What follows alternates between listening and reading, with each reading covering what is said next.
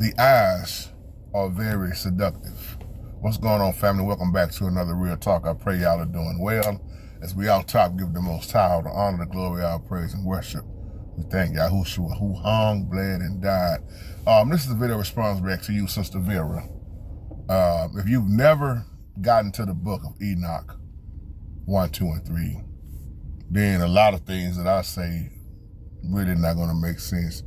But I'm using this title about the eyes because when you understand the watchers, as the book of Enoch called them, King James Bible calls them the fallen angels, as we talk about Genesis 6 so much.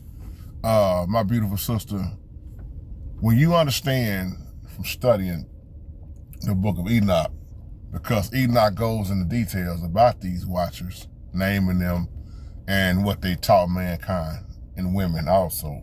That's why I say mankind. One thing that's taught is the makeup, the eyes.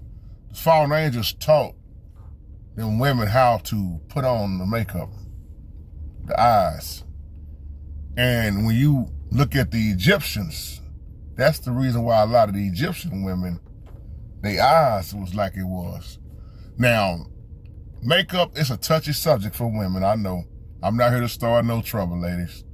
I just come from a biblical standpoint because I love the word, I love the Apocrypha, I love truth. And there's so much truth.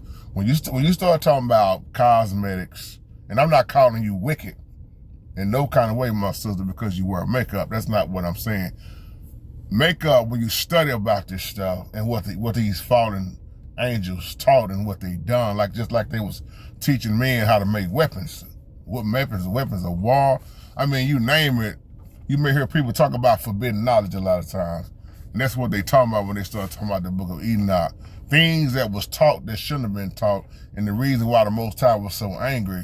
But when you look at makeup and how so many women, I give you an example about how you already beautiful, you wonderfully made, but what this system is doing, the beast system, and what you see all the setting and stuff, is selling you an image of how to look like somebody else.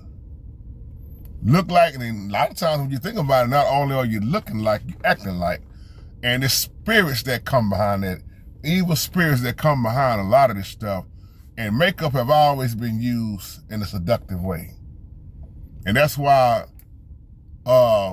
us as men, when we look at a woman and we trying to look past the makeup, trying to see exactly what she looked like, because those angels, those fallen angels, was teaching women how to kind of hide themselves in so many ways. Think about a prostitute for a moment. When a prostitute puts on all that makeup and the wigs, and she's really showing you somebody else, but it's really herself in so many ways.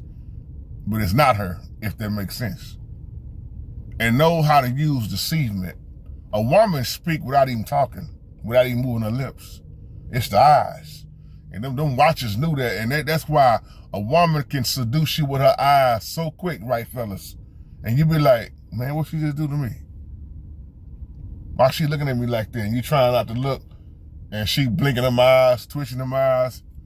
A woman know how to move their body and speak with their body anyway without even any words coming out their mouth.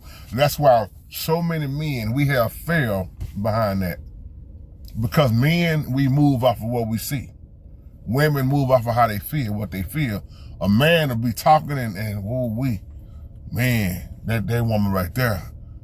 Why I keep looking at her.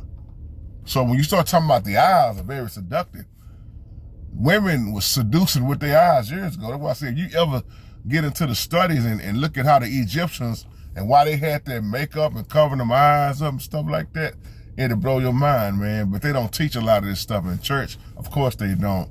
It's not taught because that's a fairy tale, brother. Well, we don't study the book of Enoch. Don't you bring that Apocrypha in this church building. But in reality, that's what was really going on. And it was in the original 1611 of the Bible, but they took the Apocrypha out.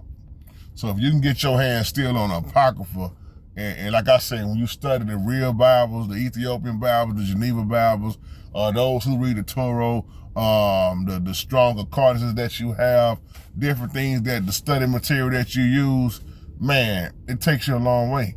Because the thing I like, and I'll close about this, the thing I like about the Apocrypha, especially when we talk about Genesis 6, it goes way further than Genesis 6.